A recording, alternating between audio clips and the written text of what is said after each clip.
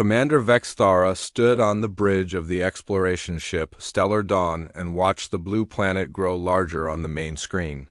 His forearms moved across the control panels with practiced ease while his large yellow eyes studied the data flowing across multiple displays.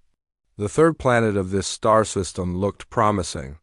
Water covered most of its surface, and the atmospheric readings showed it could support life. "Sir, we are detecting radio signals from the planet," reported Science Officer Klymouth from his station. His scaled green skin reflected the bridge lights as he worked. The signals are very basic. They appeared to be using primitive electromagnetic waves for communication. Vexthara's mouthparts clicked together in what his species considered a smile, another young civilization to study and guide. The Zephyrian Empire had made contact with 47 primitive worlds over the past 3 centuries. Each time, the pattern was the same. The native species would be shocked by their arrival, desperate to learn their technology and grateful for their guidance. "What is their technological level?" Vexthara asked as he moved to stand behind Klymouth's station.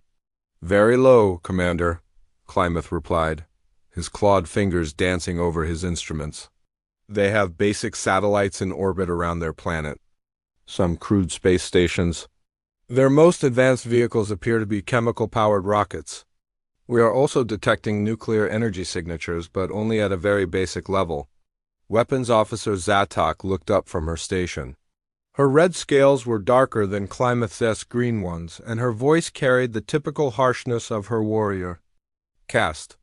"Their weapons are primitive too, Commander. Nuclear devices, yes, but small ones, chemical explosives, kinetic projectiles. Nothing that could threaten us." Vexthara nodded. This was exactly what he had expected. Young civilizations always followed similar paths of development. They would discover fire, then metals, then electricity, then nuclear power, and finally, space travel. The species on this planet appeared to be somewhere between nuclear power and basic spaceflight. Communications Officer Rilvan scanned their broadcast signals, learned their languages. "I want to understand how they organize themselves before we make contact."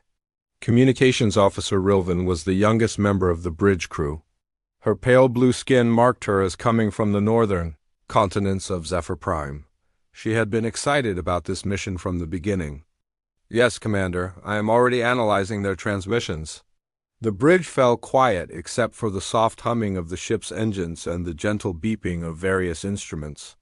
Vexthara walked to the large window that dominated the front of the bridge and looked out at the planet below. It really was beautiful. The blue oceans reminded him of the sacred lakes on his homeworld. The white clouds swirled in patterns that seemed almost artistic. "Commander," Rilvan called out after several hours of work, "I have learned much about their civilization. They call their planet Earth. They are divided into many different political groups called nations. These nations often fight with each other, but they also cooperate on some projects." "How many different languages do they speak?" Vexthara asked. "Thousands, sir. But there are several major ones used by large populations. I have focused on learning the most common ones. They appear to have something called the United Nations, which is a group where representatives from different nations meet to discuss problems." Klymouth looked up from his station with interest. "So some level of cooperation." "Many young species fight constantly until they destroy themselves or until they are forced to unite by outside pressure." "What about their technology?" Vexthara wanted to know more about what they would be dealing with. "They have global communication networks," Rilvan continued. "They share information across their planet almost instantly. They have built machines that can perform calculations very quickly, though these machines are very basic compared to our quantum processors. They have vehicles that can travel on land, on water, and through their atmosphere." "Any signs of faster than light travel?" Vexthara asked, though he already knew the answer. "No, sir. Their fastest vehicles can barely escape their planet's gravity. They have sent a few small devices to other planets in their system, but these missions take many months or years to complete." Zatok spoke up again. Commander, I have completed my scan of their defensive capabilities. They have a few thousand nuclear weapons spread across their planet. Most are controlled by a small number of the larger nations. They also have conventional military forces with chemical-powered weapons and basic aircraft. Some of their nations have defense systems designed to intercept incoming missiles, but these systems are very limited. Vextara processed this information. It was a typical profile for a young species. They had developed weapons capable of destroying their own planet, but they lacked the unity to prevent such destruction and the technology to defend against external threats. The Zephyrian Empire had protocols for dealing with such civilizations. Begin. Standard first contact procedures, he ordered. But maintain our position outside their detection range for now. I want to observe them a little longer before we reveal ourselves. For the next several days, the crew of the Stellar Dawn watched Earth carefully. They observed the humans as they went about their daily lives. They watched their cities, their transportation systems, their industrial facilities. They monitored their communications and learned more about their languages and cultures. What they saw confirmed their initial assessment. The humans were a young species with impressive potential but limited current capabilities.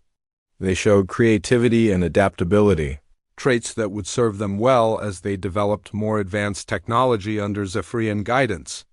Sir, Kleineth said on the fourth day of observation, I have noticed something interesting.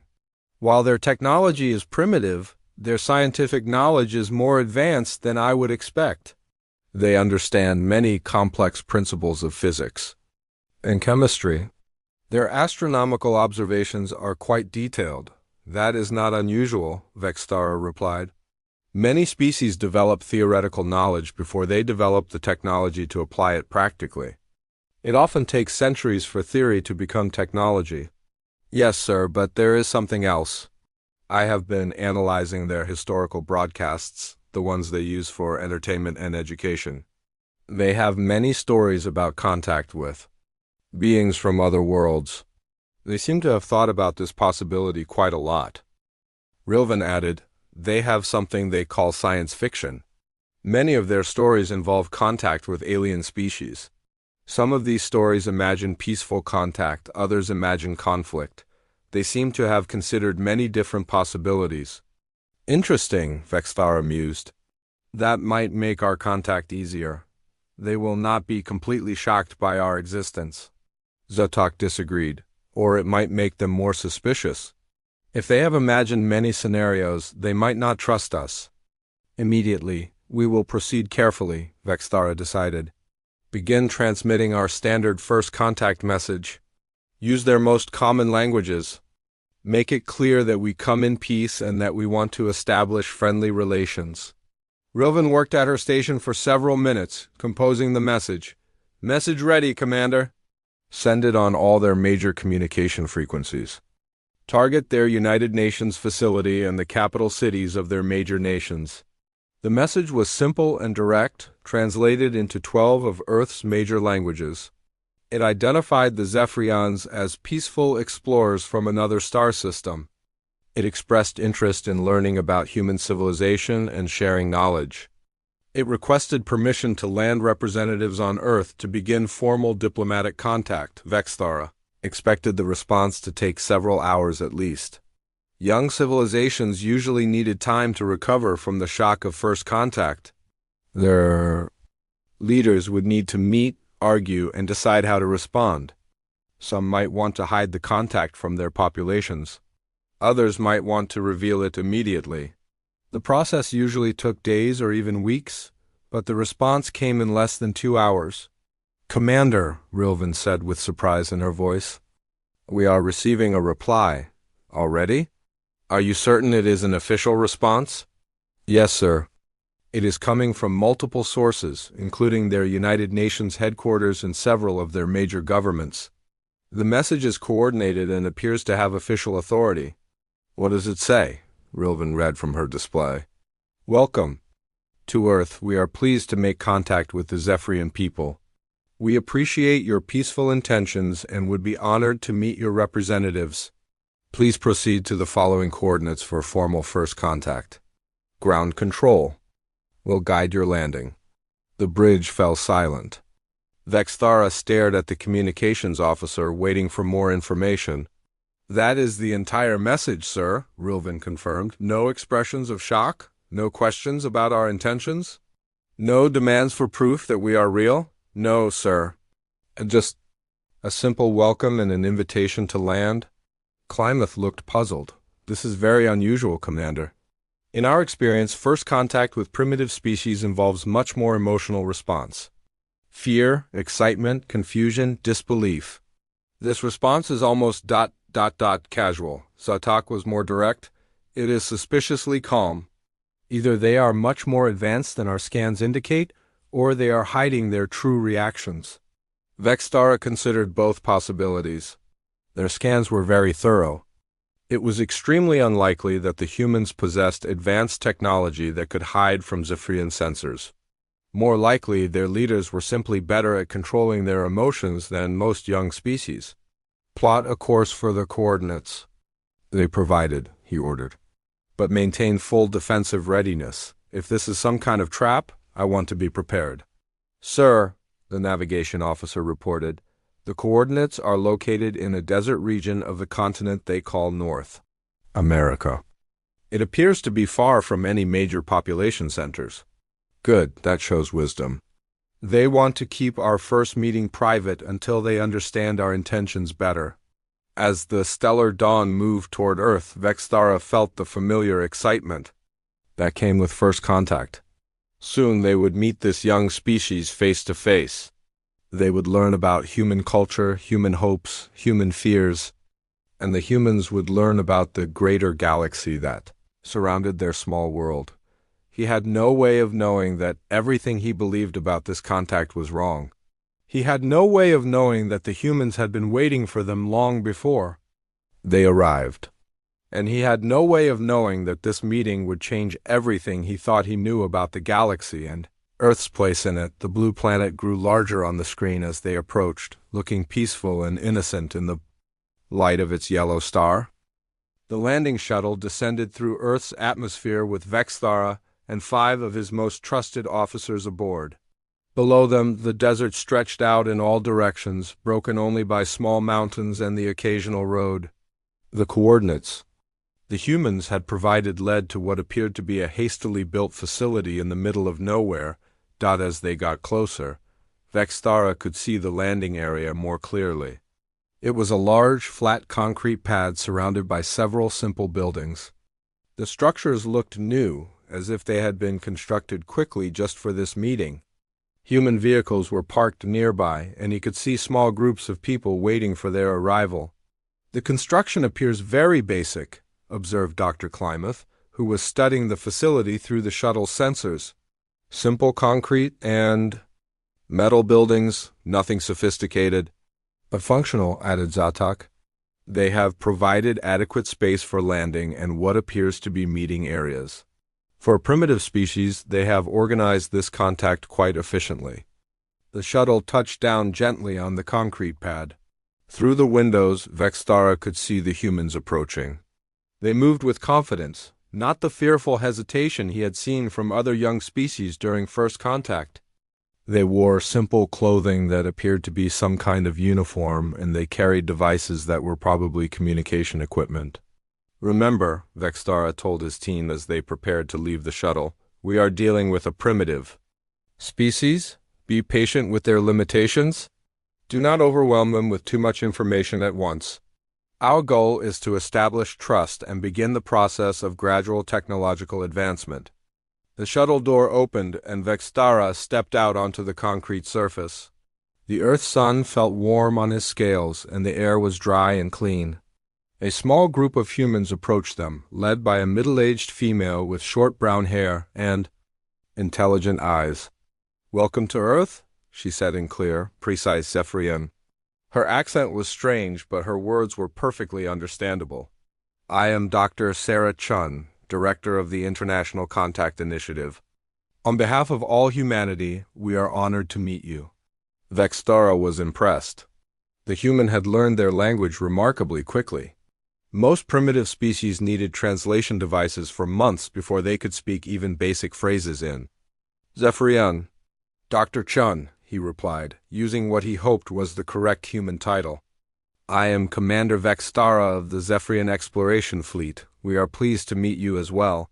You learned our language very quickly, Dr. Chun smiled. We have been working very hard since we received your message. We assigned our best linguists to study your transmissions. Please, come inside. We have prepared a place where we can talk comfortably. She led them toward the largest building. As they walked, Vexthara noticed that the other humans did not seem afraid or overwhelmed. They watched the Zephyrians with obvious curiosity, but there was no panic, no running away. No signs of the shock that usually accompanied first contact. The inside of the building was simple but clean. The furniture was basic metal and plastic, clearly mass-produced.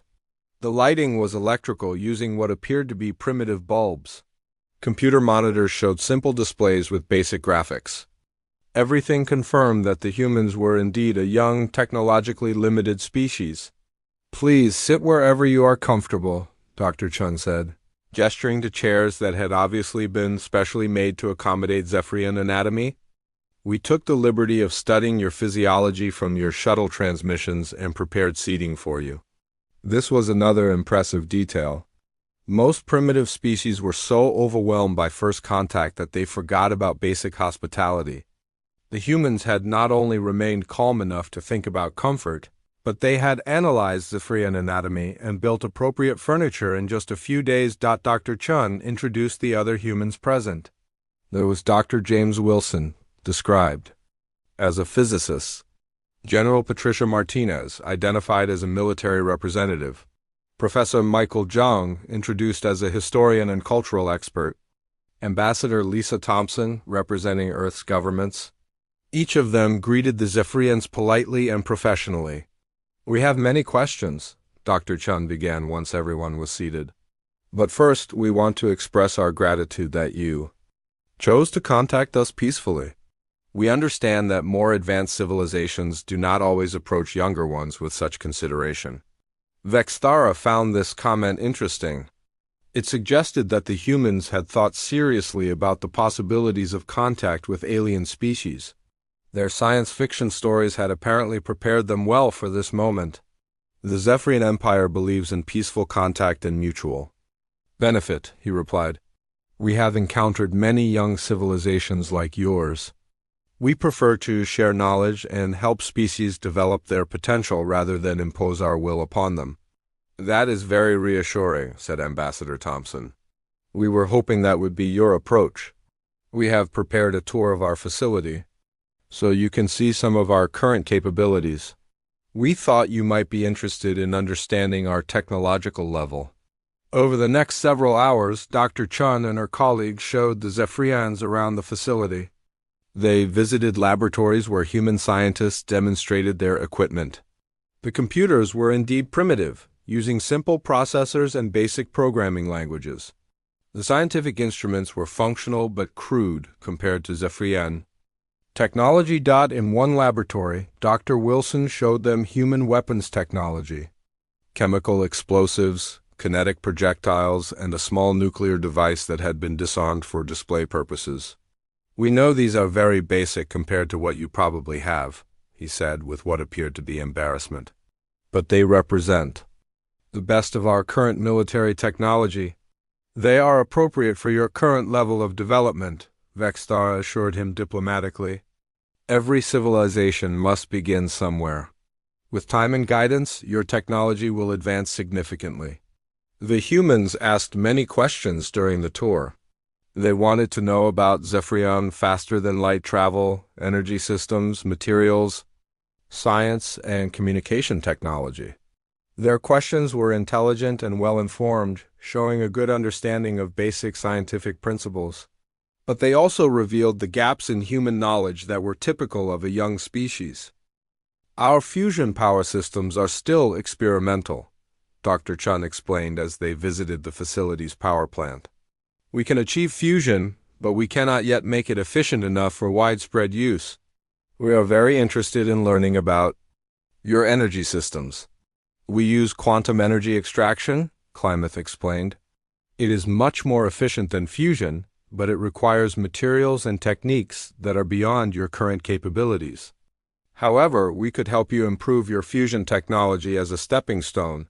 The humans seemed genuinely excited by this possibility.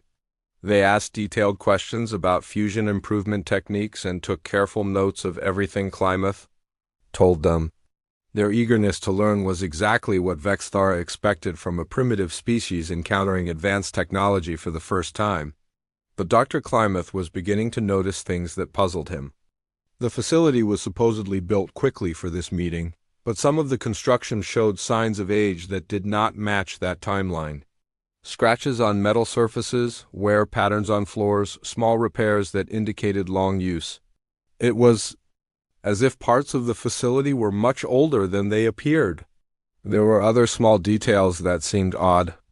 The human computers were primitive, but the interfaces were too polished, too refined. The weapons were basic, but the engineering was too precise. The scientific instruments were crude, but they showed evidence of having been used extensively. For years, most puzzling of all were the humans themselves. They were definitely impressed by Zephyrian technology, and they asked the right questions for a primitive species. But they were too composed, too prepared. They knew exactly what to ask and how to ask it. There was no fumbling, no confusion, no overwhelming sense of wonder that usually accompanied first contact. "Dr. Chun," Klamath said during a break-in, "the tour, your facility is very well organized for something that was built so quickly. You have planned this contact very efficiently." "Thank you," she replied smoothly. "We have been preparing for the possibility of contact with alien species for many years. When we received your message, we activated plans that were already in place. You have been preparing for contact? How did you know that contact was possible?" "We did not know for certain," Professor Zhang answered. "But our astronomers have detected many planets that could support life. We assumed that if life exists elsewhere in the galaxy, some of it might be intelligent. We thought it was logical to prepare for the possibility of contact." This was a reasonable explanation, but it only partially satisfied Klamath's concerns. The level of preparation seemed too sophisticated for a species that was only guessing about the possibility of contact. During lunch, the humans served food. That had been specially prepared to be safe for Zephyrian digestion. They had analyzed the biological information from the shuttle transmissions and created meals that would be both nutritious and tasty for their guests. This level of thoughtful preparation was impressive for a primitive species. "We want to discuss the possibility of technological exchange," Dr. Chun said as they ate. "We understand that you probably cannot share your most advanced technology with us immediately, but we hope that you might be willing to help us improve our current capabilities gradually." "That is exactly our intention," Vexthara replied. "We believe in gradual technological advancement. Too much change too quickly can be harmful to a young civilization. We prefer to help species develop naturally while providing guidance and assistance." "We appreciate that approach," said General Martinez. "We have discussed this extensively, and we agree that gradual advancement is better than sudden change. We are prepared to work within whatever timeline you think is appropriate."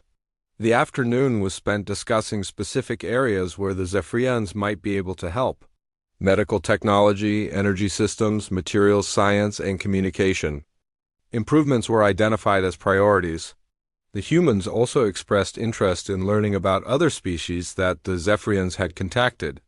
"We are curious about how other young civilizations have developed with your guidance, Ambassador," Thompson said. "We would like to learn from their experiences." "Each species is different," Vexthara explained. "But we have detailed records of many successful advancement programs. We would be happy to share appropriate examples with you." As the day continued, Klamath's concerns grew stronger. He had been discreetly scanning the facility with his portable instruments, and the readings were confusing. Energy signatures that did not match the primitive technology on display. Structural materials that seemed more advanced than they appeared. Underground spaces that his scans could not penetrate completely. When he mentioned his concerns privately to Zatok, the weapons officer nodded grimly. I have noticed things too, she said quietly. The humans are too calm, too prepared. They act like they have done this before. What do you mean? They know exactly how to interact with us. They ask the right questions, they show the right level of interest, they avoid topics that might be sensitive. It is like they have studied how to conduct first contact with an advanced species. Klamath considered this. Perhaps they have simply thought about it very carefully. Humans seem to be good at planning and preparation. Perhaps. But there is something else. I have been analyzing their security arrangements. They are too sophisticated for a primitive species. The guards are positioned too well. The communication systems are too efficient. The coordination is too smooth. You think they are hiding something? I think they are more advanced than they want us to believe. As the day ended, Dr. Chun invited the Zephyrians to stay at the facility overnight.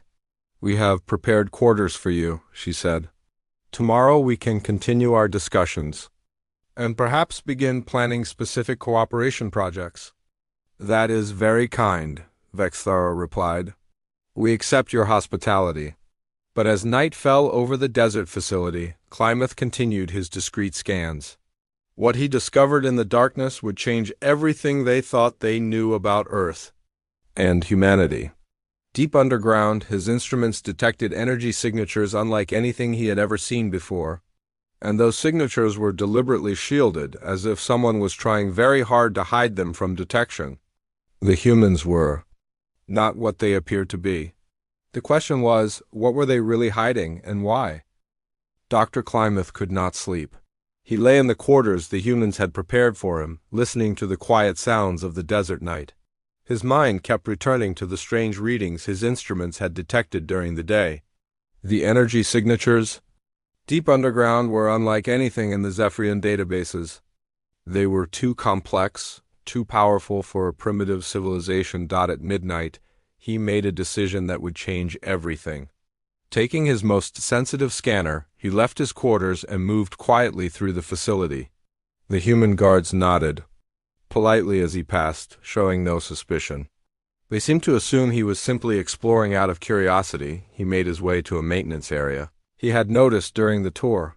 His scanner showed that the strongest energy readings came from directly below this section of the building. Using the scanner's deep penetration mode, he began a detailed analysis of the underground structures. What he found made his blood run cold. The facility they had been shown was only the top layer of a massive complex that extended hundreds of meters underground. The energy signatures he was detecting were not primitive fusion reactors or chemical power plants. They were quantum energy systems more advanced than anything the Zephyrian Empire possessed, but that was not the most shocking discovery. His scanner also detected something else in Earth's orbital space. Debris that he had assumed was from failed human space missions was actually the remains of advanced spacecraft. The metal compositions included materials that should not exist on a planet with Earth's technological level. Klamath's hands shook as he saved the scan data. The humans were not a primitive species. They were far more advanced than they were pretending to be. But why would they hide their true capabilities? Why would they want the Zephyrians to think they were primitive? He was so focused on his scanner that he did not notice Dr. Chun approaching until she spoke. Dr. Klamath, is everything all right? You seem troubled. He spun around, his scanner still in his hands. Dr. Chun stood a few meters away, watching him with calm eyes. She was not surprised to find him there. She was not angry that he was conducting unauthorized scans. She seemed to have expected this moment. I was just exploring, he said weakly. Of course you were. And what have you discovered in your explorations? The question was asked in a gentle tone, but Klamath could hear something else underneath, knowledge, as if Dr. Chun already knew exactly what he had found. Your facility is larger than it appears, he said carefully. Yes, it is, much larger. Would you like to see the rest of it? Klamath stared at her. This was not the response he had expected. A primitive species caught hiding technology should be frightened, defensive, or angry. Dr. Chun seemed almost relieved that he had discovered their secret. "I think I should return to my quarters," he said. "I think you should come with me instead.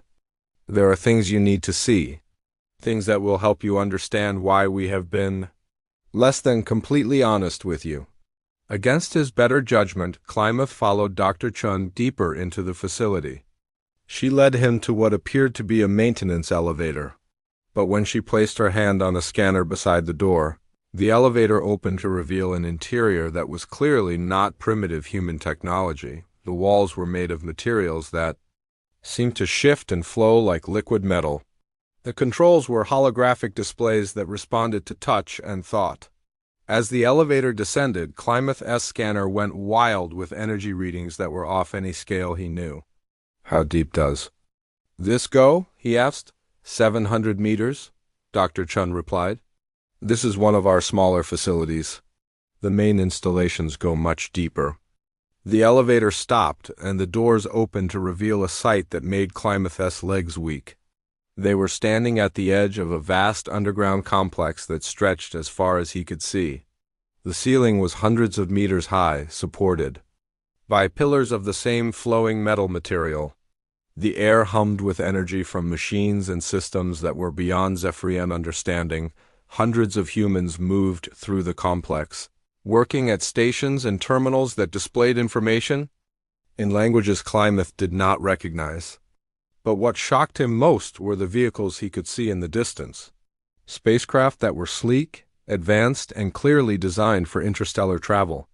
"Welcome to Earth's true face," Dr. Chun said softly. "This is what we really are. But your surface technology, your primitive computers and weapons ... are real. They represent the level of technology we allow most of our population to use, but they are not the limit of what we can build." Dr. Chun led him to a viewing platform where they could see more of the complex. Wall displays showed star maps that included detailed information about dozens of star systems. Klamath recognized some of them, including the Zephyrian home system. "You have been watching us," he said with growing horror. "For 37 years, since your species first developed faster-than-light travel, we have monitoring stations throughout your space. We know about your exploration program, your contact protocols, your military capabilities. That is impossible. Our sensors would have detected any monitoring stations. Your sensors detect what we want them to detect. Our stealth technology is considerably more advanced than your detection systems." Klamath felt like the floor was falling away beneath him. Everything they thought they knew about this contact was wrong. The humans had not been discovered by the Zephyrians. The Zephyrians had been allowed to find Earth. "Why?" he asked. "Why are you pretending to be primitive? Why hide your true capabilities?" Dr. Chun touched a control panel, and a large holographic display appeared in front of them. It showed a timeline spanning thousands of years, marked with the rise and fall of dozens of different species. "Because we learned a long time ago that the galaxy is not a safe place for those who appear strong. We have been contacted by 43 different alien species over the past 8 centuries. Each one believed they were the first to discover us. Each one thought we were a primitive species that needed their guidance." 8 centuries? But that would mean you have had advanced technology for ... much longer than you assume. We have been traveling between stars for over 1,000 years. We have colonies in 17 different systems. We have technology that could level mountains or build them. We could destroy a star system or create new worlds. The holographic display changed to show detailed information about various alien species.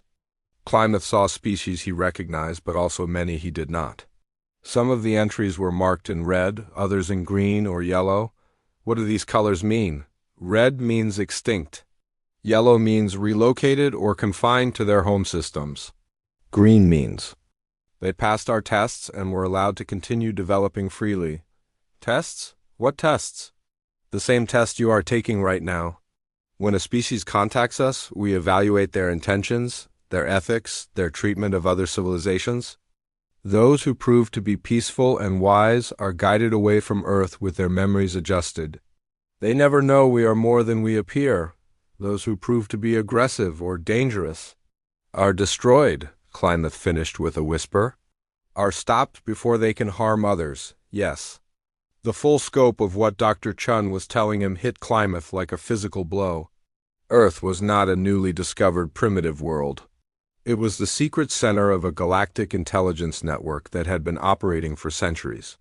Humanity was not a young species learning about the galaxy. They were ancient players who had been shaping galactic development from the shadows. The Zephyrian Empire. What is our evaluation so far?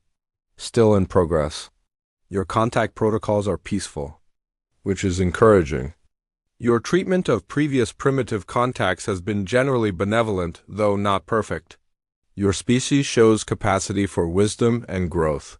Dr. Chun led him to another section of the complex where they could see human technicians working on spacecraft that were clearly more advanced than anything in the Zephyrian fleet.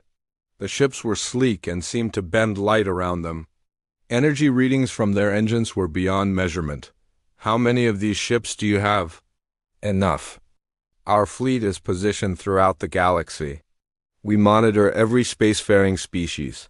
We intervene when necessary to prevent wars, genocides, or technological disasters that could threaten multiple worlds. You are the secret rulers of the galaxy. No. We are its guardians. We do not rule. We do not control. We guide and protect. There's a difference. Klamath's scanner beeped, drawing his attention to readings that showed massive energy buildups throughout the complex. What is happening? Your ship in orbit has been trying to contact you. Commander Vexthara is becoming concerned about your absence. We are preparing to bring your entire crew down here for a complete briefing. You are going to reveal the truth to all of them. The test is moving to its final phase. Commander Vexthara will need to make a choice that will determine the fate of your entire species. He should make that choice with complete information. As if summoned by their conversation, elevator doors opened and Commander Vexthara stepped out, followed by the rest of the Zephyrian crew. Their faces showed the same shock and confusion that Klamath had felt when he first saw the underground complex. Klamath, what is this place? Vexthara demanded. Commander, we have been deceived. The humans are not primitive. They are more advanced than we are, much more advanced. Dr. Chun stepped forward. Commander Vexthara, welcome to Earth's true command center. I apologize for the deception, but it was necessary. We needed to evaluate your species before revealing our actual capabilities. Vexthara looked around the vast complex, his forearms hanging limply at his sides. How long have you been watching us? Since before your species achieved interstellar flight. We have detailed records of your civilization's development, your exploration programs, your contact with other species. We know about every world you have contacted, every agreement you have made, every conflict you have resolved or failed to resolve. This is impossible. We would have detected you. You detected what we wanted you to detect. Our technology is several centuries ahead of yours, Commander.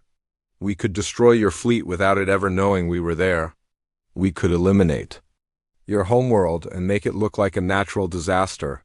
We could erase your species from the galaxy and no one would ever know you had existed. The threat was delivered in Dr. Chun's calm, professional voice, but the words hit the Zephyrian crew like a physical attack.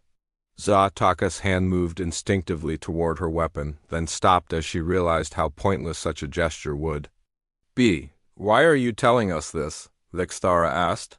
Because you need to understand what is at stake.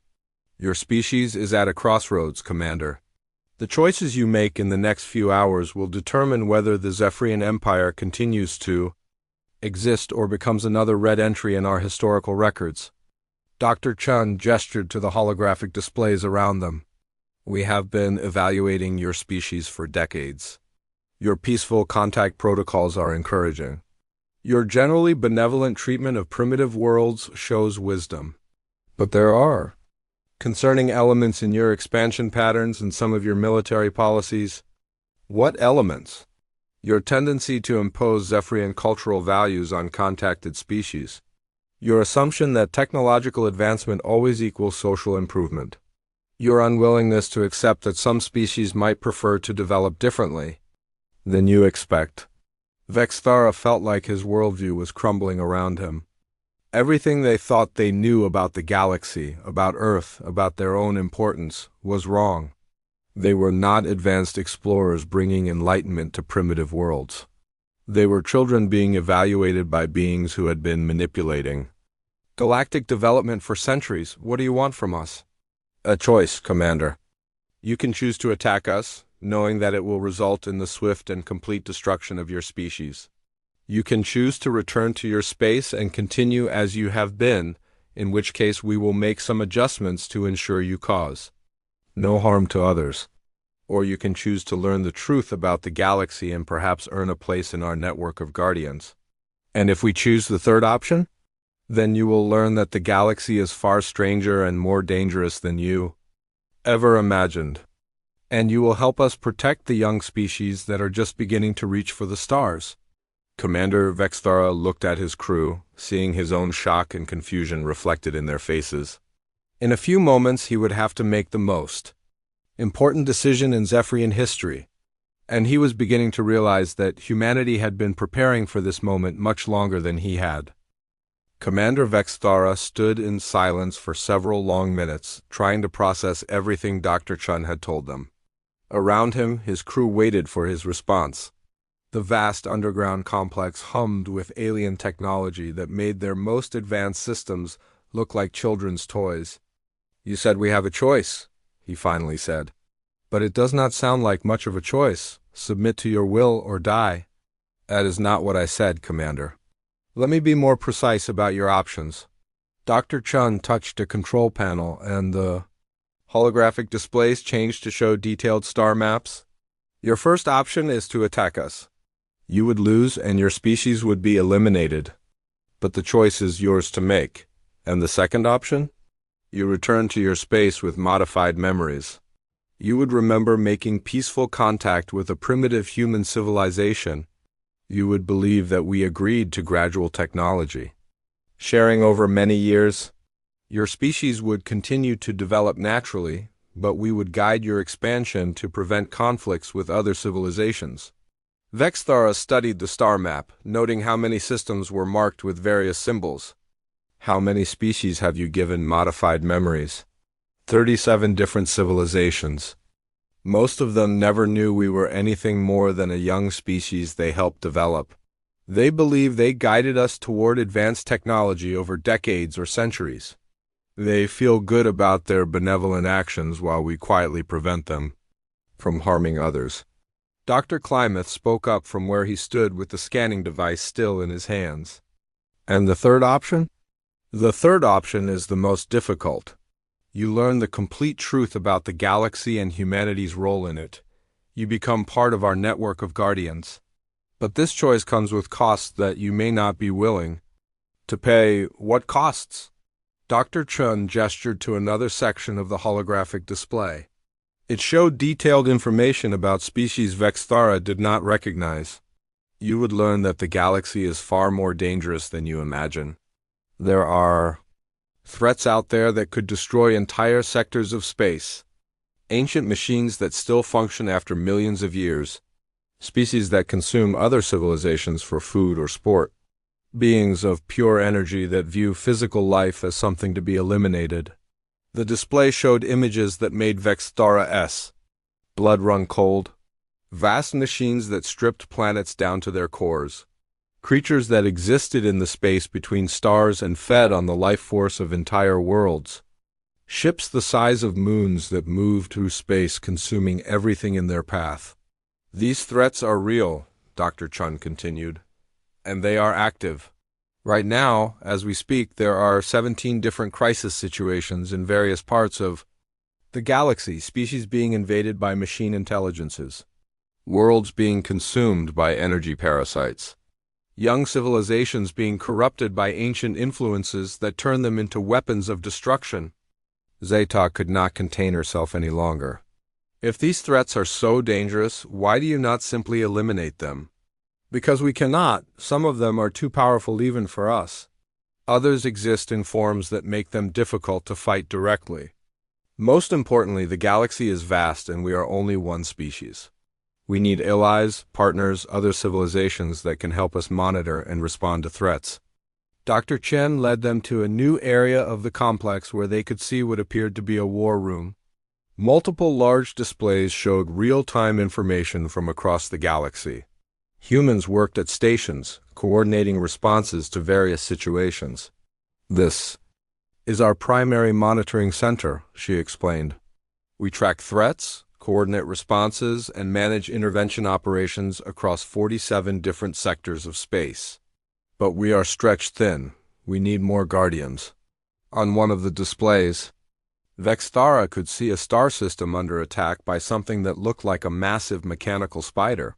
Human ships were engaged in battle alongside vessels from species he did not recognize. "Who are those other ships fighting with you?" "Species that passed our tests and chose to become guardians. The Kethmori from the Andra sector, the Veltar from the Outer Rim, the Zindai from the core worlds. 12 different species currently work with us to protect the galaxy." "And the species that failed your tests?" Dr. Chin's expression grew somber. "Some were relocated to isolated systems where they could develop without threatening others. Some were confined to their homeworlds until they learned wisdom, and some—" She paused, looking at a section of the display marked in red. "Some gave us no choice but to stop them permanently." The display showed the remnants of what had once been a star system. Only debris and radiation remained where planets had once orbited their star. "The Crexener Empire," Dr. Chun said quietly. "They enslaved 43 different species and were planning to use biological weapons to eliminate all life in this sector except their own. We gave them multiple chances to change their behavior. They responded by accelerating their genocide programs. You destroyed an entire star system? We evacuated the enslaved populations first. The Crexener had 3 months to reconsider their actions. They used that time to build more weapons and plan larger massacres. We had no choice." The weight of what Dr. Chun was telling them settled on the Zephyrian crew like a physical burden. The galaxy was not the place of peaceful exploration and gradual development they had imagined. It was a battlefield where ancient horrors still moved through the darkness, where civilizations rose and fell based on choices they made when they first reached for the stars. "Why are you telling us all of this?" Vexthara asked. "Why not simply give us modified memories and send us away?" "Because we need help, Commander. The threats are growing stronger and more numerous. Ancient systems are awakening after millions of years of sleep. Young species are developing dangerous technologies. Faster than ever before, we cannot handle everything alone." Dr. Chun brought up another display that showed the Zephyrian home system in detail. Vexthara was shocked to see how much the humans knew about his people. They had information about Zephyrian military installations, population centers, industrial facilities, even individual government officials. "Your species shows potential to become guardians," she continued. "Your contact protocols are generally peaceful. Your military is competent but not aggressive. Your scientists are intelligent and adaptable. Most importantly, you have shown the ability to cooperate with other species. But there are problems with our evaluation?" "Yes, your tendency to impose your cultural values on other species is concerning. Your assumption that all civilizations should develop along the same path as yours shows a lack of understanding about diversity, and some of your military leaders have shown disturbing attitudes about the use of force." Zatok stepped forward. "What attitudes?" "General Morthic S.'s recent proposal to use military force to accelerate development programs on primitive worlds.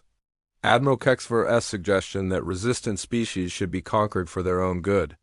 These attitudes are similar to those we have seen in species that eventually became threats to galactic peace."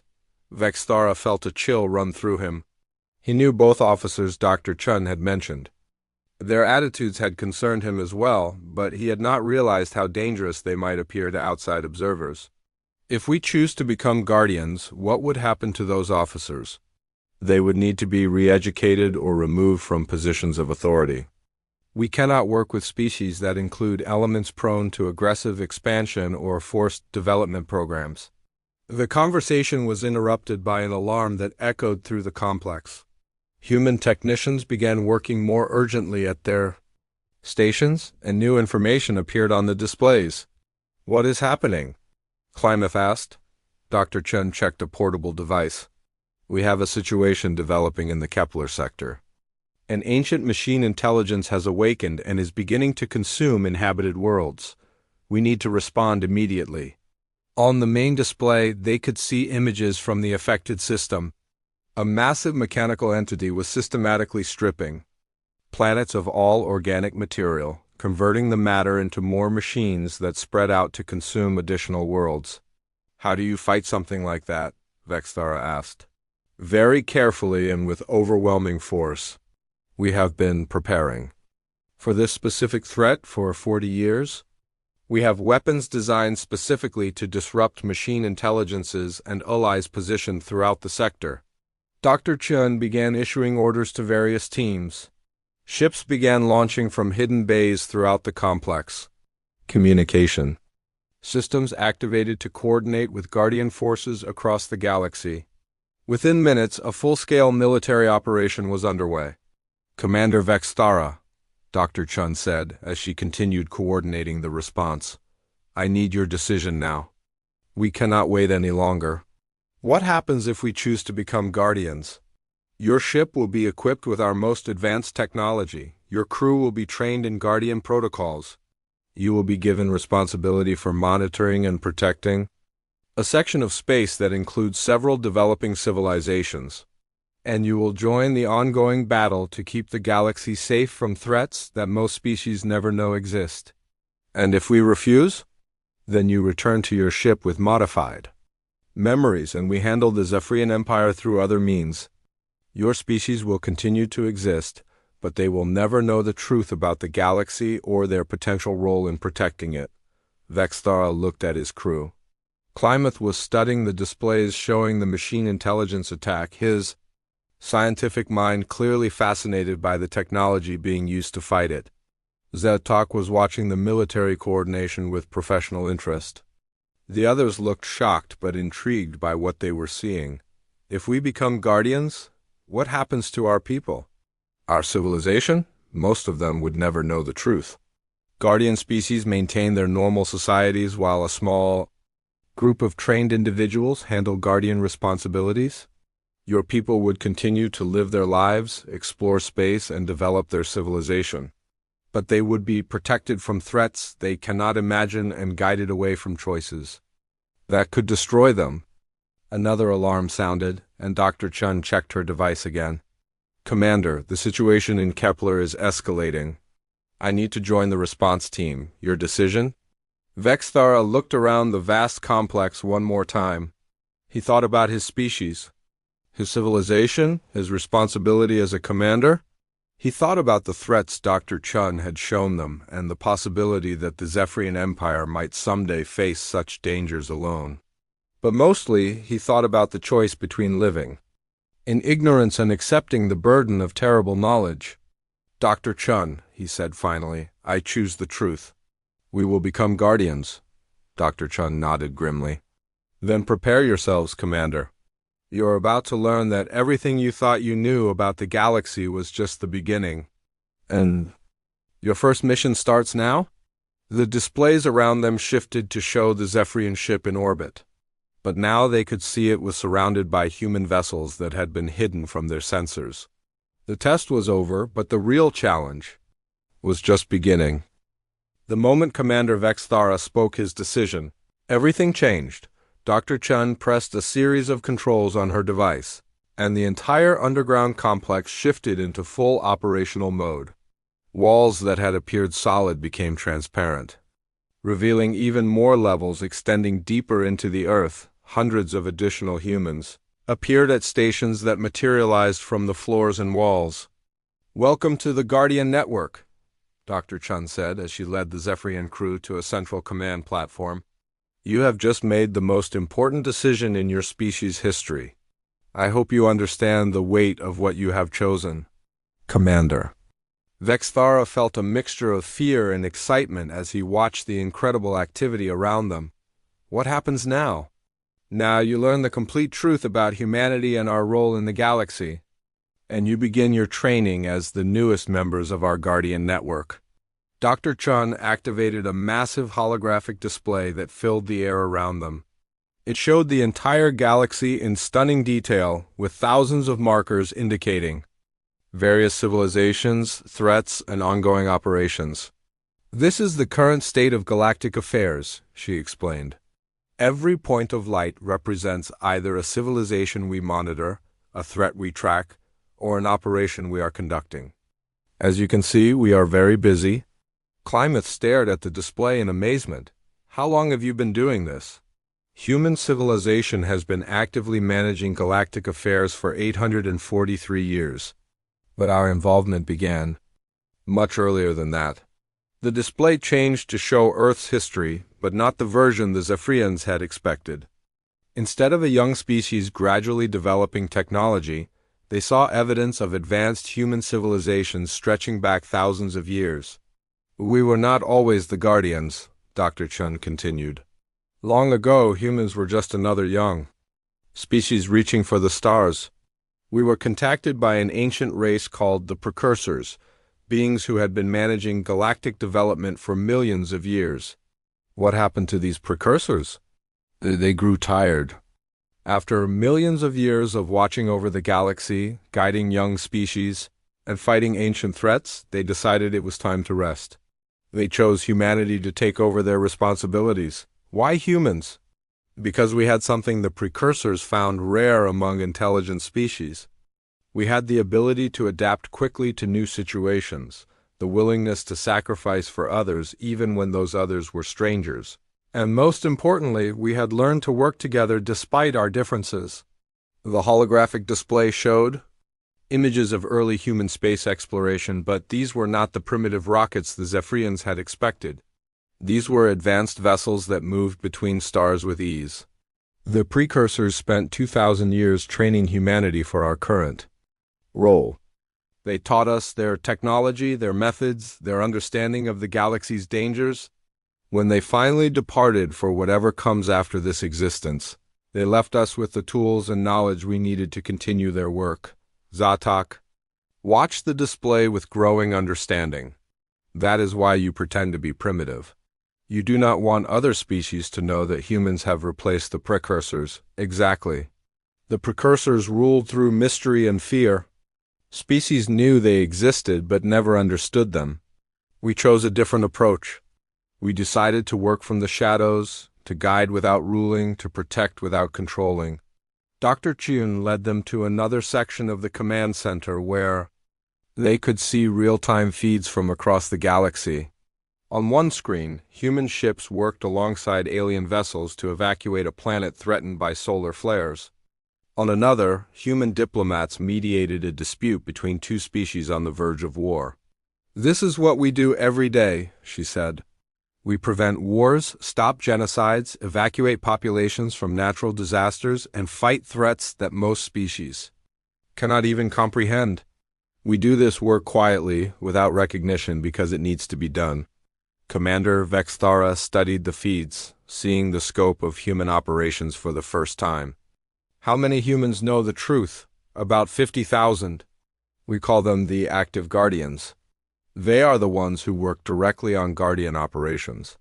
Another 500,000 know partial truths and work in support roles. The rest of humanity lives normal lives, unaware of our secret responsibilities.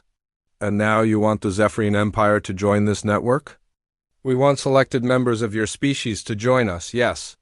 Your empire will continue to function normally. Most of your people will never know about Guardian operations. But a small group of Zephyrians will be trained to help us protect the galaxy. Dr.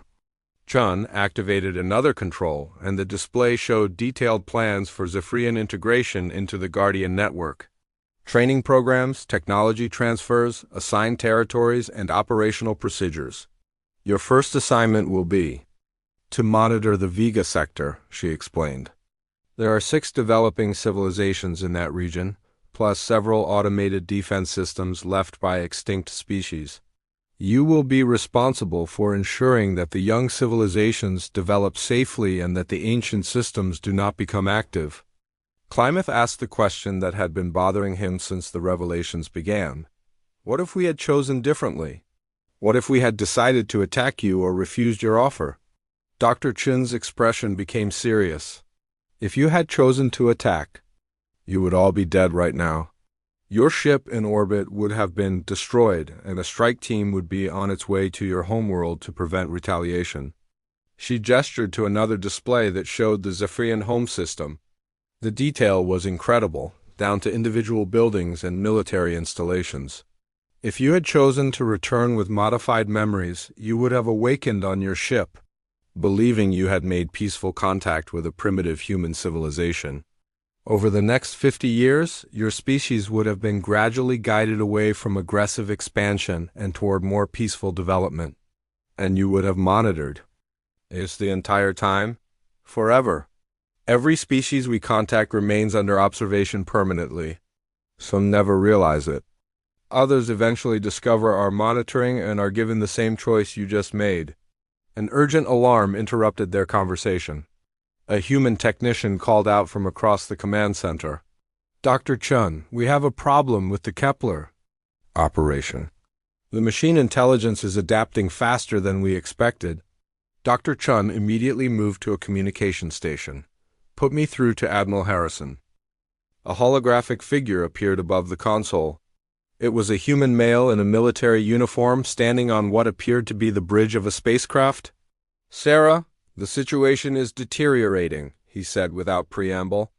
The machine intelligence has figured out how to counter our disruption fields. It's consuming planets faster than we can evacuate them. What do you need? More ships and a new strategy? The conventional Guardian protocols are not working against this threat. Dr. Chun looked at Commander Vexthara and his crew. Commander, this is your first lesson in Guardian reality. Sometimes our standard procedures are not enough. Sometimes we have to improvise. She turned back to the holographic admiral. Admiral Harrison, I am sending you additional resources. And I have a new asset that might be able to help. What kind of asset? Zephyrian tactical expertise. They're military. Has experience with machine opponents from their conflicts in the outer territories. Vexthara stepped forward. Dr. Chun, we have never fought anything like what you showed us. No, but you have fought automated defense systems and rogue artificial intelligences. Your tactics might be applicable to this situation? Admiral. Harrison looked skeptical. Sarah, this is not the time to test new allies. Admiral, the Zephyrians just passed our evaluation and chose to become Guardians. This is their first mission. Either we trust them or we do not.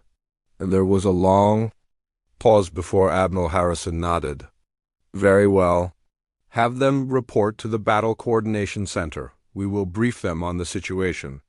The connection ended, and Dr. Chun turned to the Zephyrian crew. Commander, you wanted to know what being a Guardian means. This is it. You will be transported to our command ship in the Kepler sector, where you will help plan and execute operations against a machine intelligence that has already consumed 4 inhabited worlds. Vexthara felt a mixture of terror and excitement. We are not trained for this. None of us were trained for this when we started. Guardian work requires constant adaptation and learning. You will be given advanced equipment and tactical support, but ultimately you will need to rely on your skills and judgment. Dr. Chun led them to a transportation platform that hummed with energy. This will take you directly to our command ship. The journey will take 30 seconds. As they stepped onto the platform, Klamath asked one final question. Dr. Chun, what if we fail? Then millions of beings will die, and the machine intelligence will spread to other systems. Failure is not an option. The transportation beam activated, and the Zephyrian crew found themselves standing on the bridge of a human warship unlike anything they had ever imagined. The vessel was enormous, filled with technology that seemed to bend the laws of physics. Through the main view screen, they could see a massive battle raging around a dying star system. Admiral Harrison approached them immediately. Commander Vextara, welcome to Guardian Operations. I hope you are ready to fight for the survival of everything we protect. In the distance, the machine intelligence continued its relentless consumption of worlds, growing stronger with each planet it destroyed. The Zephyrians realized that their old life of peaceful exploration was over. They were now part of something much larger and more dangerous than they had ever imagined. But as Vextara watched human and alien ships working together to fight an ancient horror, he also realized something else. They were no longer alone in the galaxy. They were part of a network of species dedicated to protecting life and preventing the darkness from consuming everything. "Admiral," he said, stepping forward, "what do you need us to do?" "Help us save a galaxy, Commander. Help us be worthy of the trust the precursors placed in us." As the battle raged around them, Commander, Vextara understood that this was just the beginning. The galaxy was vast and full of wonders and terrors beyond imagination. But humanity had shown them that it was possible to face those terrors together, to protect the weak and guide the strong, to be something more than just another species reaching for the stars. The Zephyrian Empire would never be the same. But perhaps Vextara thought as he prepared for his first Guardian mission that was exactly what they needed to become. The stars looked cold and distant from the main viewing window of the Guardian. Captain James Walker stood with his hands clasped behind his back, his blue uniform crisp despite being 18 hours into his shift. The ship hummed around him, the newest and most powerful vessel in the United Earth Defense Fleet. But even the Guardian, with all its advanced systems, followed the Starship principle. "Captain, incoming message from Outpost Sigma," called Lieutenant Anna Miller from her station. Her fingers moved quickly over the control panel, her face lit by the blue glow of the screens. Walker nodded. "Put it through." The main screen flickered to life, showing the tired face of Commander Ray Wilson. The outpost commander looked like he hadn't slept in days. "Captain Walker," Wilson said, his voice tight. "We've lost contact with Weber Colony." Walker frowned. "Technical difficulties?" "That's what I thought at first, but this makes 3 colonies in the last month. First Hawkins, then New Denver, and now Weber." Wilson ran a hand through his gray hair. "No distress calls, no signs of attack. They just went silent." The bridge grew quiet. 3 colonies meant this wasn't an accident. "Have you reported this to the Galactic Council?" Walker asked. Wilson nodded. Their response was unhelpful. They suggested we check our communication equipment. Walker felt his jaw tighten. The Galactic Council had a way of ignoring human problems. Most of the older spacefaring races still saw humans as newcomers, even after 200 years among the stars.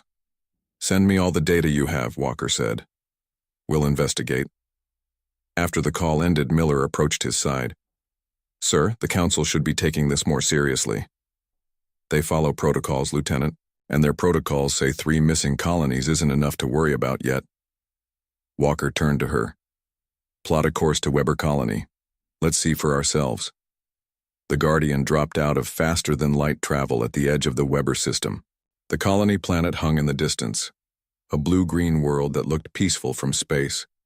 "Scans show the colony infrastructure is intact," reported Officer Tom Bell from the science station. "Power signatures are normal, but I'm not detecting any movement on the surface." "No ships in orbit or at the docking platforms," added Miller. "It's like everyone just left." Walker studied the planet. 10,000 colonists couldn't just disappear. "Any signs of the local defense ships?" "Nothing, sir," Miller said. "Wait, detecting debris in high orbit. Could be from the Weber defense vessel." Walker ordered a small team to board a shuttle and check the colony. He wanted to go himself, but knew his place was on the Guardian.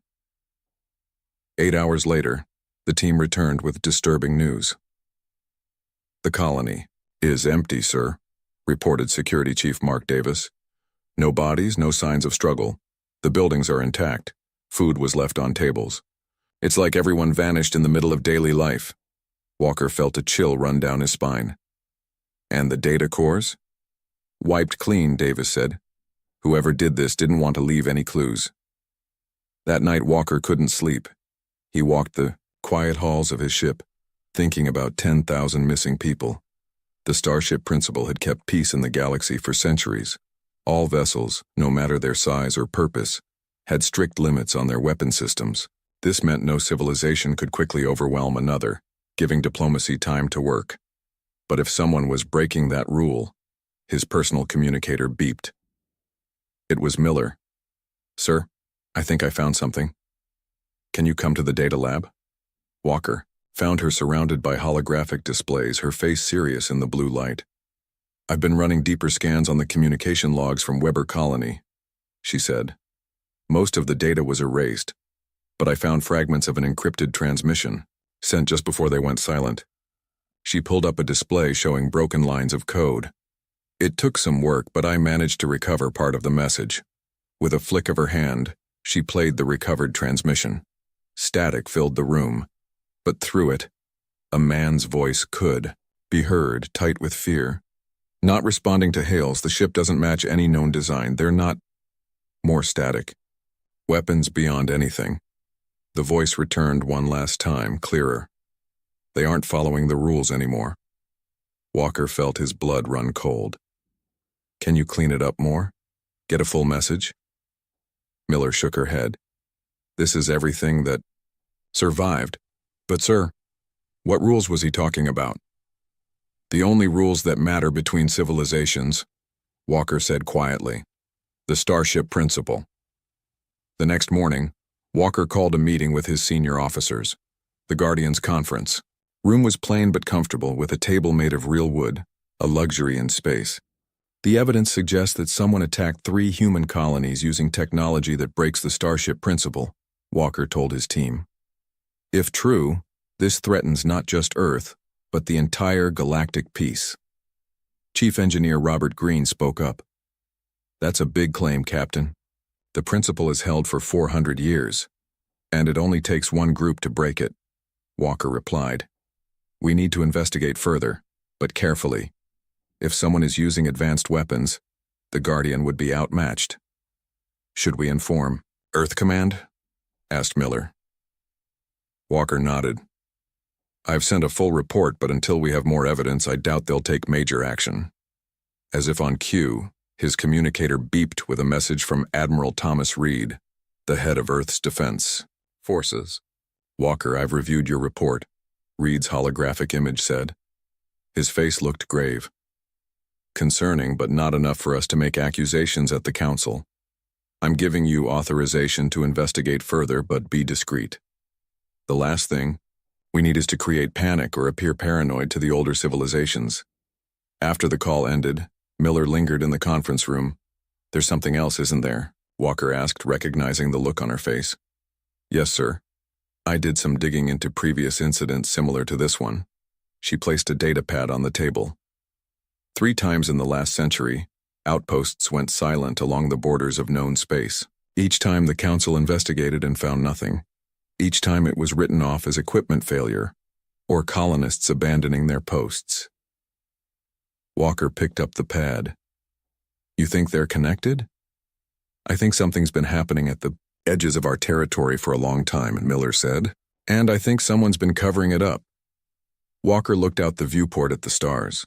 The galaxy had been at peace for centuries, united under the Starship Principle. But what if that peace was built on lies? "Set course for the border of Sector 12, he ordered. "There's an old monitoring station there that might have recorded ships passing near Weber Colony." As the Guardian prepared to jump to faster-than-light speed, Walker couldn't shake the feeling that they were heading towards something that would change the galaxy forever. The age of the Starship Principle, the age of limitation, restraint, and careful peace might be coming to an end, and humanity needed to be ready when it did. The old monitoring station floated in the darkness of space like a forgotten toy. Once a busy outpost marking the edge of human territory, it had been automated for decades. Its sensors still worked, silently watching ships pass through this quiet sector of space. The Guardian approached slowly, running silent. Captain Walker stood on the bridge, his eyes fixed on the view screen. "Any signs of other ships?" he asked. "None, sir. Lieutenant Miller replied. "We're alone out here." Officer Bell spoke up from his station. "Captain, I'm accessing the station's sensor logs now. The data goes back 3 months." Walker moved to stand behind Bell's chair. "Look for anything unusual around the time Weber Colony went silent." The bridge crew watched as Bell sorted through the data. Minutes passed in tense silence. "There," Bell said suddenly. "6 days ago, a ship passed through this sector heading toward Weber Colony, but it doesn't match any known design in our database." On the screen, a blurry image appeared. The ship was long and sleek, with strange bulges along its sides that might have been weapon ports. Walker had never seen anything like it. "Can you enhance the image?" he asked. Bell tried, but the picture remained fuzzy. "This is the best I can do with the old sensors, but I did find something else." He pulled up another screen. The station recorded energy readings from the ship. If these are accurate, its power output is, well, it's 3 times what should be possible under the Starship principle. Walker felt his stomach tighten.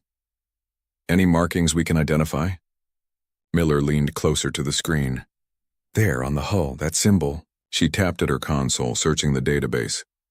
"It belongs to the Thar Collective." "The Thar?" Walker frowned. "They're one of the oldest peaceful races in the galaxy. They helped write the Starship principle."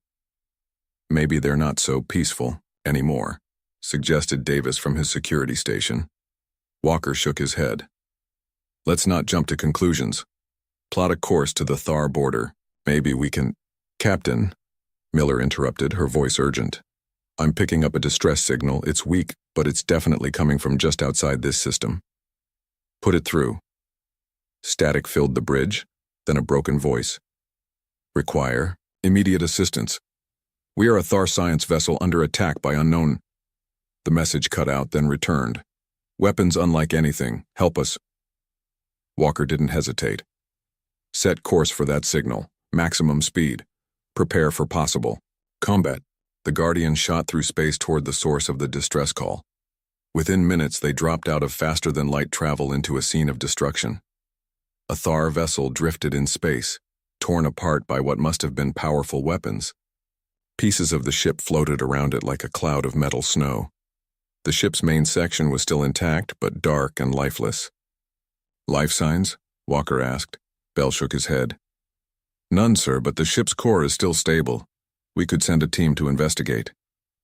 Walker nodded. "Prepare a boarding party. I'm going with them." Miller looked surprised. "Sir, protocol says—" "The captain should—" "I know what protocol says, Lieutenant." Walker cut her off. "But I need to see this for myself." The inside of the Thar vessel was cold and silent. Walker led a small team through the darkened corridors, their flashlights cutting through the gloom. The air was thin but breathable. The Thar breathed the same air mix as humans, Walker explained as they moved deeper into the ship. "It's why our species have always gotten along well." They reached the bridge to find it empty of life. The Thar, known for their tall, slender bodies and calm demeanor, were nowhere to be seen, but the ship's computers still worked.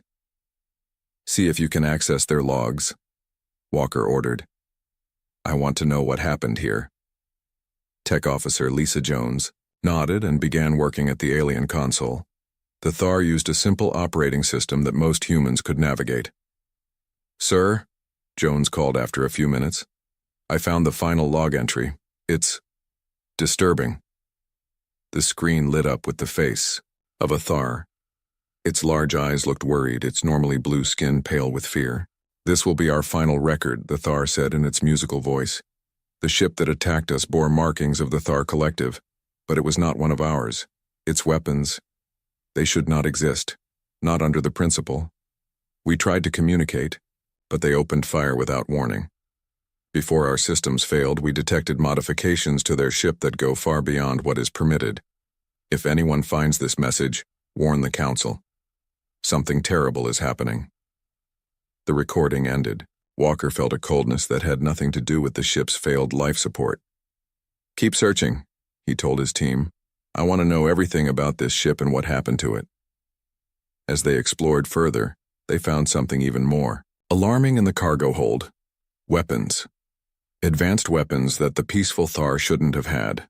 These don't match any known Thar designs, Davis said, examining one of the rifle-like objects. They're more advanced than anything I've seen. Walker picked up one of the weapons. It was lighter than it looked, the metal warm to the touch. They were preparing for something, arming themselves despite the principle. Captain, Miller called over the comm. You need to return to the Guardian immediately. We're receiving an emergency transmission from Earth. Back on the Guardian, Walker watched as Admiral Reed's face filled the main screen. The Admiral looked grim. Walker, the situation has escalated, Reed said without preamble. The Galactic Council has called an emergency summit. 7 major civilizations have reported missing colonies or outposts. This isn't just happening to us. Walker shared what they had found on the Thar vessel. Reed's expression grew darker with each word. This confirms our worst fears, the Admiral said. Someone is violating the Starship principle on a massive scale. I need you to return to Earth immediately. The Council representatives will arrive in 48 hours. As the Guardian set course for Earth, Walker stood alone in his quarters, thinking about what he had seen. The Starship principle had been the foundation of peace for centuries. Every civilization agreed to limit their military technology, ensuring that no one could gain too much power too quickly. Without those limits, war would return to the stars. And from what he had seen on that Thar vessel, someone was already preparing for it. His door chimed. It was Miller. Sir, there's something else you should know, she said. I analyzed the weapon we found. It has components from multiple civilizations. Thar, human, and at least 3 others. Whoever built it had access to technology from across the galaxy. Walker considered this. Not a single rogue group, then. This is bigger. Yes, sir, and one more thing. Miller hesitated. The computer picked up a name in the Thar logs, something called the Vanguard. Before Walker could respond, the ship's alarms blared. Captain, to the bridge, came the urgent call over the comm system. When they arrived, Bell was at his station, his face pale. Sir, we just received word from Earth. A fleet of unidentified vessels has appeared near Jupiter. They're heading toward Earth with weapons powered up. Walker felt his heart sink. The peace had already been broken, and humanity was the first target. The Guardian pushed its engines beyond safe limits, racing toward Earth. On the bridge, Captain Walker watched the status reports with growing dread. Earth's orbital defenses were engaged with the unknown fleet, but the reports weren't good. How? Much longer until we reach Earth? Walker asked. 3 hours at current speed, Miller replied, her face tense. But the battle might be over by then. Walker gripped the arms of his command chair. Can we go any faster? Chief Engineer Green's voice came over the comm. Captain, the engines are already running hot. Push them any harder, and we risk a core breach. Walker closed his eyes for a moment. His ship, the most advanced in the human fleet, might arrive too late to help. Sir, Officer Bell called. I'm receiving a new transmission from Earth Defense Command. Admiral Reed is requesting to speak with you. Reed's face appeared on the main screen. Behind him, Walker could see the command center was in chaos with officers running back and forth. Walker, the situation is critical, Reed said, his voice steady despite the obvious strain. The enemy fleet consists of 23 ships of unknown design. They've already destroyed 3 of our orbital platforms. What about evacuation? Walker asked. It's underway, but there's not enough time to get everyone off planet. Reed's expression hardened. I've made a decision, Walker. I'm activating Protocol Prometheus. Walker felt his breath catch. Protocol Prometheus was a last resort measure, something discussed only in the most classified briefings. Sir, are you sure? Walker asked. Once we cross that line, the line has already been crossed, Reed interrupted. The Starship principle is dead. We need to accept that reality and respond accordingly. He looked directly at the camera. Your ship has hidden capabilities, Captain. It's time to use them. The transmission ended, leaving the bridge in stunned silence. Captain, Miller said quietly. What is Protocol Prometheus? Walker stood up. Lieutenant Miller, Chief Engineer. Green, come with me. The rest of you continue on course for Earth. Deep in the Guardian's engineering section, Walker led Miller and Green to a sealed door marked Maintenance Access Only. He placed his hand on a scanner hidden behind a panel. Captain, James Walker Authorization Code Prometheus Alpha 97. The door slid open, revealing a room that shouldn't exist. Inside was a secondary control center filled with equipment neither Miller nor Green had ever seen before. "What is this place?" Green asked, his eyes wide. "The truth," Walker said simply. "For the past 100 years, Earth has been preparing for the day when the Starship principle might fail. Every ship in our fleet has a secret section like this one, containing systems that go far beyond what the principle allows." He moved to a control panel and entered a series of commands. Throughout the ship, hidden compartments began to open, revealing weapons and technology that had been concealed even from the crew. "We never wanted to use these," Walker continued. "The principle kept the peace. But now that others have broken it, we have no choice." Green ran his hand over one of the newly revealed control panels. "These power readings, they're impossible." "Not impossible," Walker corrected him. "Just forbidden. Until now." Miller looked at her captain with new eyes. "You knew about this all along?" "Only ship captains and the highest levels of Earth Command are briefed on Prometheus." Walker met her gaze. "I didn't like keeping secrets from my crew, but it was necessary." A notification beeped on the main console. Walker checked it and nodded grimly. "It's happening across the fleet. Every Earth ship is activating their hidden systems." He turned to Green. "Chief, I need you to integrate these new systems with our main controls. We have 3 hours to learn how to use weapons no human has ever fired in combat." The battle over Earth was visible from millions of miles away. Flashes of light marked the destruction of ships and defense platforms. The unknown fleet, the Vanguard as they now knew, had pushed past the outer defenses and was approaching Earth orbit. The Guardian dropped out of faster-than-light travel at the edge of the system, joining 5 other human warships that had responded to the distress call. "Status report," Walker ordered as they approached the battle. 17 enemy ships still active, Bell reported. Earth's orbital defenses are at 30% capacity.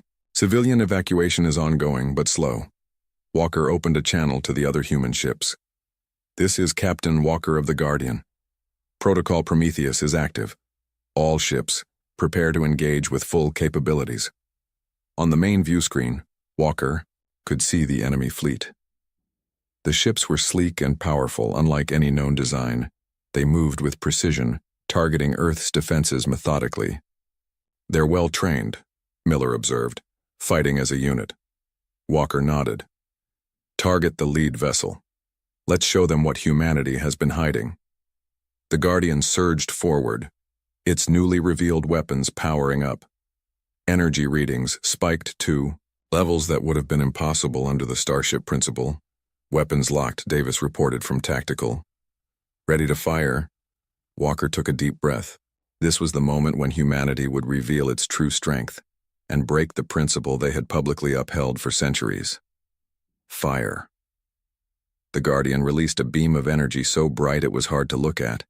It struck the lead enemy vessel, cutting through its shields like they weren't there. The ship broke apart in a silent explosion. The other human ships followed suit, unleashing weapons that had been kept secret for generations. The enemy fleet, caught by surprise, began to scatter. "They didn't expect this," Miller said, watching the battle unfold. "They thought we were following the principle." "This is just the beginning," Walker replied. "Target their command ship next." The battle turned quickly. The enemy fleet, facing weapons they hadn't prepared for, began a fighting retreat. Within an hour, they had withdrawn from Earth orbit, jumping to faster-than-light speed with the human fleet in pursuit. As the Guardian followed, Admiral Reed contacted them again. "Good work, Walker," he said. "But this isn't over. The Vanguard has attacked 3 other worlds in the past hour. This was coordinated." "What are our orders?" Walker asked. "Track that fleet. Find out where they're going and who they really are." Reed's face was grim.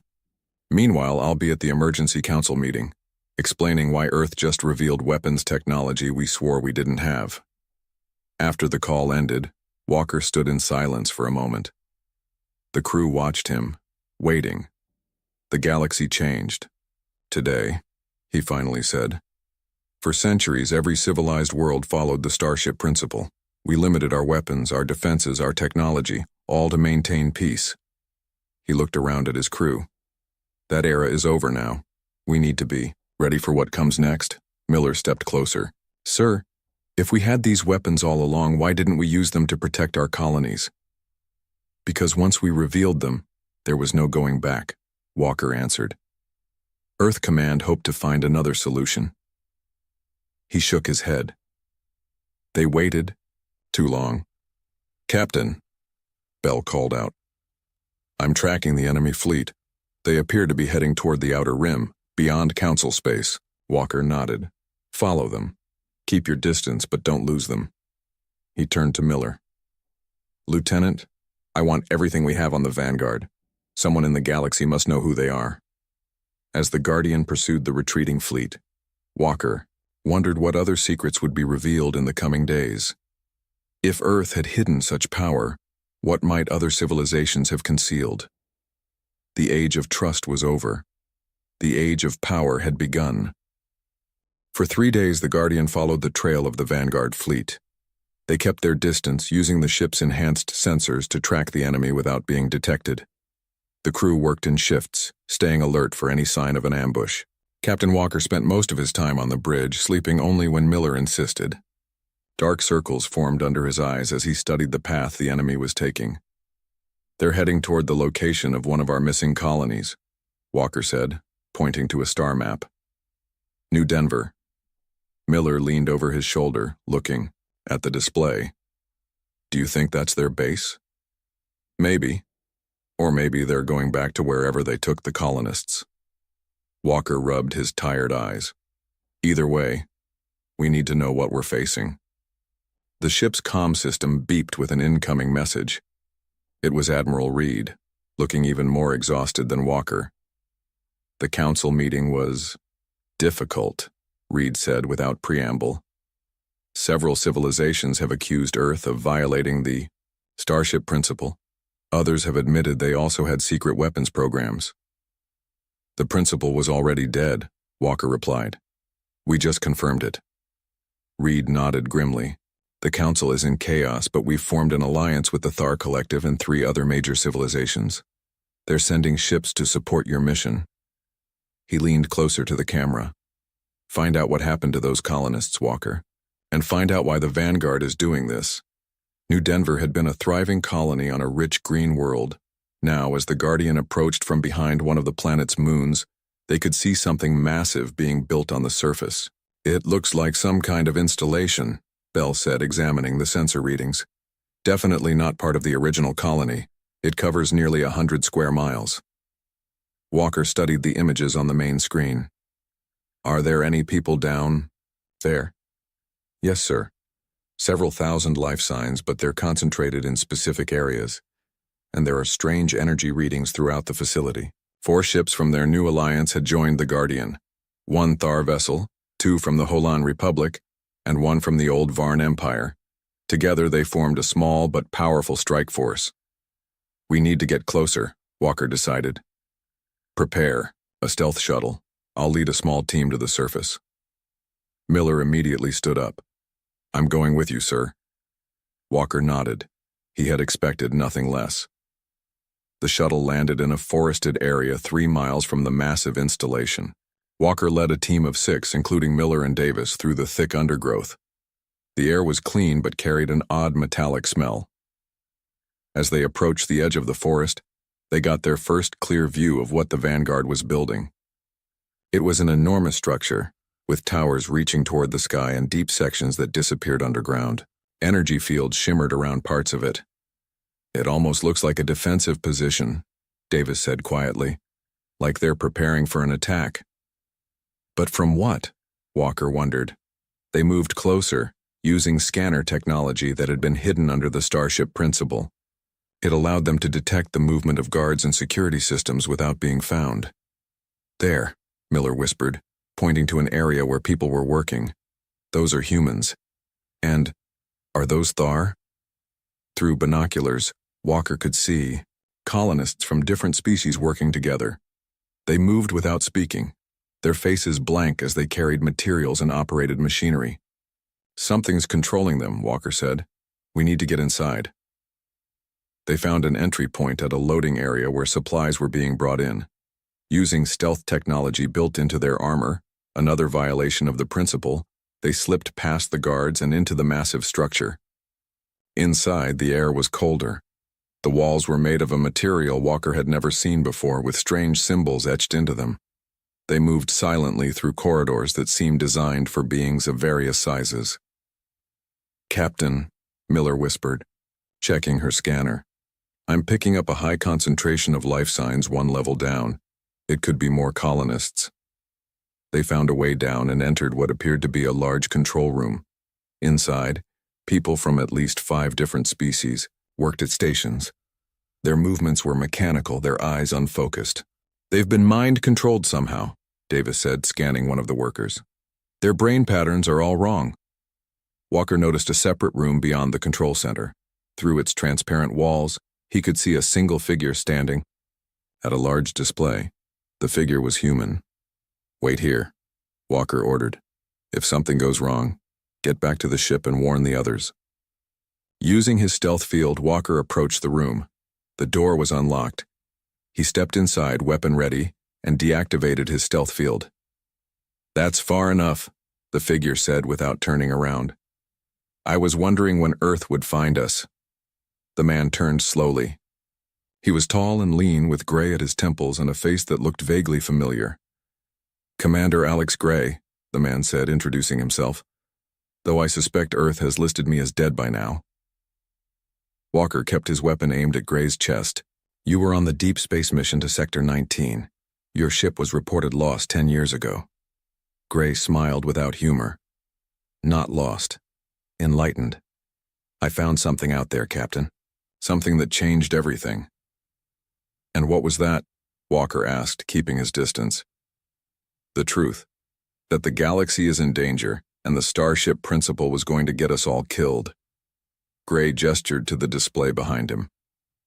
"Would you like to see?" Against his better judgment, Walker moved closer.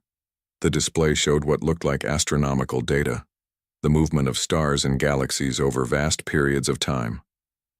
"Every 50,000 years, Gray explained, something enters our galaxy from the void between galaxies. The ancient records call it the Devourer. It consumes civilizations, entire worlds, and then retreats back into the darkness." He pointed to a pattern in the data. "It's due to return within the century." Walker studied the display. "And you believe this?" "I've seen the evidence. The ruins of dead civilizations that once spanned hundreds of worlds, all destroyed at the same time. Their final messages all speak of the same thing, a force they couldn't fight because they weren't prepared." "So you decided to prepare," Walker said, understanding dawning. "That's what this installation is for." Gray nodded. "One of many. We're building across the galaxy. Defense systems on a scale never before imagined. Weapons that could potentially stop even something like the Devourer. By kidnapping colonists? Mind-controlling them? Regrettable, but necessary," Gray said, without remorse. "We needed workers and we needed secrecy. The Council would never have approved what we're doing." "And attacking Earth? How was that necessary?" "A test," Gray replied. "We needed to see how Earth would respond. What hidden capabilities you had. You didn't disappoint." Walker felt his anger rising. "You killed innocent people to test us. To save billions more." Gray's eyes hardened. "The Starship Principle kept us weak, Captain. It prevented us from developing the weapons we'll need when the Devourer returns. My Vanguard is doing what no one else had the courage to do: break the rules to save everyone." Walker kept his weapon steady. "And who put you in charge of saving the galaxy?" "Someone had to make the hard choices."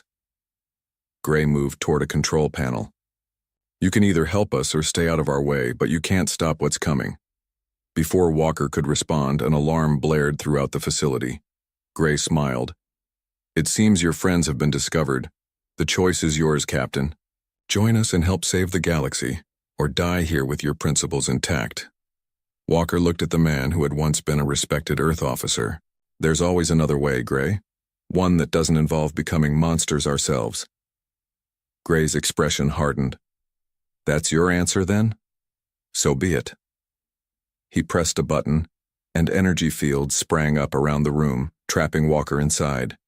Through the transparent wall, he could see his team being surrounded by armed guards. The galaxy's future hung in the balance, with two human visions of survival now locked in conflict. The energy field around Walker hummed with power. Through the transparent wall, he could see Miller and the others being surrounded by guards with weapons drawn. Gray watched him with cold eyes. "Your team will be put to work with the other colonists," Gray said. "Their skills will be useful." Walker's mind raced. "You're making a mistake, Gray. Ruling through fear and control, that's not the way to save the galaxy." Gray merely smiled. "We'll continue this discussion later, when you've had time to reconsider my offer." As Gray turned to leave, the entire facility shook. Alarms blared even louder than before. "What was that?" Gray demanded, rushing to a console. One of the mind-controlled workers spoke in a flat voice. "Allied fleet is attacking the orbital defenses. Multiple ships detected." Gray's face darkened. "Launch our ships. Defend the installation at all costs." Outside the energy field, Walker saw Davis make a quick movement. A small device slid across the floor, stopping at the base of the field generator. No one else seemed to notice. Walker met Davis's eyes briefly, then turned back to Gray. "You can't win this fight, Commander. Not against the combined forces of 5 civilizations." "We don't need to win," Gray replied, his fingers moving over the console. "We just need to hold you off long enough to activate our network. Once all our installations are linked together, nobody will be able to stop us." The small device at the base of the field generator blinked once, then twice. Walker tensed, ready to move. The explosion was small but precise. The energy field flickered and died. In the same moment, Davis and Miller drew hidden weapons and fired at the guards, their shots precise and non-lethal. Walker lunged toward Gray, tackling him before he could reach for a weapon. They crashed to the floor, Gray fighting with a strength born of desperation. "You're dooming us all," Gray shouted as they struggled. Walker pinned him down. "There's always another way, Gray. Always." With Gray subdued and the guards neutralized, Walker and his team took control of the command center. Through the large windows, they could see the battle raging in orbit. The Allied fleet was engaging the Vanguard ships in a display of firepower that would have been impossible under the Starship principle. "We need to free the colonists," Walker ordered. "Find the control system that's keeping them under Vanguard." Control. Miller and Davis searched the command center while Walker kept Gray secured. Above them, the battle continued to rage. "Here," Miller called after several tense minutes. "This seems to be the central neural control system, but it's complex. I'm not sure how to shut it down without hurting the colonists." Walker turned to Gray. "Tell us how to free them." Gray laughed bitterly. "And undo years of work? Never." "Then we'll figure it out ourselves," Walker said. He activated his comm. "This is Captain Walker to Allied Fleet. We've secured the main command center of the Vanguard installation. We need technical specialists to help free the mind-controlled workers." As they waited for support, Walker forced Gray to show them the evidence he'd found, the records of ancient civilizations and the coming threat he called the Devourer. "This data," Miller said, examining it closely. "It's compelling, if it's real." "It's real," Gray insisted. "I found it in ruins that were 50,000 years old. The pattern is clear." Walker studied the star charts and ancient warnings. "Even if this threat is real, your methods were wrong. You could have brought this evidence to the Council." "They would have debated for decades," Gray snapped. "We don't have time for debate." "And you don't have the right to decide for the entire galaxy," Walker replied. The technical team from the Allied fleet arrived an hour later. Working carefully, they managed to disable the neural control system. Throughout the massive installation, Thousands of colonists began to wake from their mental prison, confused and disoriented. With the battle in orbit won and the colonists freed, Walker faced a new problem: what to do with Gray's evidence about the Devourer. In his quarters aboard the Guardian, Walker discussed the situation with Miller. "If Gray is right, we're facing something far worse than the Vanguard," Miller said. Walker nodded slowly. But his solution was just as dangerous. Building weapons that powerful, controlling people's minds. Where does it end? He stared out at the stars, thinking about everything that had happened since they first discovered the missing colonies. The Starship Principle had kept peace for centuries, but it had also kept civilizations divided, each secretly preparing for the day when the Principle would fail. "I think I know what we need to do," Walker said finally. 3 days later, on the neutral space station Harmony, representatives from every major civilization in the galaxy gathered in the Grand Council chamber. Walker stood before them, Gray's evidence displayed on the main screen. "The Starship Principle served us well for centuries," Walker began. "It prevented wars and gave diplomacy time to work. But it also created distrust. Every civilization here developed secret weapons, hidden capabilities that went beyond the Principle. We all prepared for the day when someone would break the rules. There were uncomfortable shifts among the representatives, but no denials. Now we face a potentially greater threat," Walker continued, displaying the evidence about the Devourer. "Whether this threat is real or not, we can no longer afford to work separately, each civilization hiding its strengths from the others." Walker looked around the chamber, meeting the eyes of representatives from species he'd never even seen before. "I propose a new principle," he said. "Not one of limitation, but of cooperation. Instead of hiding our technologies, we share them. Instead of building weapons in secret, we build defenses together." The chamber erupted in voices, some supportive, others skeptical. Walker let them talk, watching as the idea began to take hold. Finally, the ancient representative of the Varn Empire stood, silencing the room. "For 10,000 years, my people have kept secrets," the Varn said, its voice translated through a device at its throat. "We thought this made us strong. Perhaps it only made us alone." One by one, other representatives stood, offering cautious support for Walker's proposal. It would not be easy. Centuries of distrust would not disappear overnight. But it was a beginning. As the meeting continued, Walker stepped outside to a viewing area overlooking the stars. Miller joined him there. "Do you think it will work?" she asked. "I don't know," Walker admitted. "But I believe it's better than Gray's way, and better than going back to the old Principle."